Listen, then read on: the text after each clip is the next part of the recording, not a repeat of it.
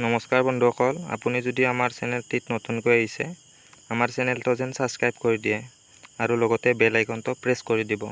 ধন্যবাদ।